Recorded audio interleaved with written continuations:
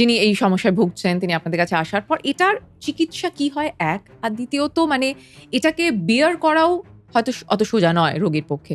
এটাকে কিভাবে মানে আপনি চিকিৎসক হিসেবে এর কি ট্রিটমেন্ট সম্ভব, কতটা একজন রোগী তাতে রিঅ্যাক্ট করেন, এবং আপনি যেটা বলছিলেন যেটা ফেটাল হয় সেটাই বা কতটা আটকানো যায়? মানে আজ থেকে 15-20 বছর আগে 5 বছর বেঁচে থাকার যে হার সেটা মোটামুটি 50-60% ছিল।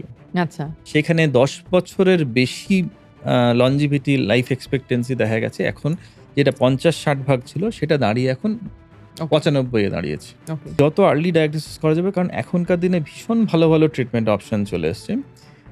যত আর্লি ডায়াগনোসিস করা যাবে তত তোমার অসুখটাকে ওয়েল কন্ট্রোল রাখা যাবে এবং সারা জীবন সে নর্মাল লাইফ লিড করতে পারবে, অ্যাবসলিউটলি নর্মাল লাইফ লিড করতে পারবে। একটু প্ল্যান করে করতে হবে, অসুখটা ঠিকমতো নিয়ন্ত্রণে রাখতে হবে। ঠিকমতো নিয়ন্ত্রণে রাখলে সবকিছুই নর্মালি সম্ভব, অ্যাবসলিউটলি সবকিছু নর্মালি সম্ভব।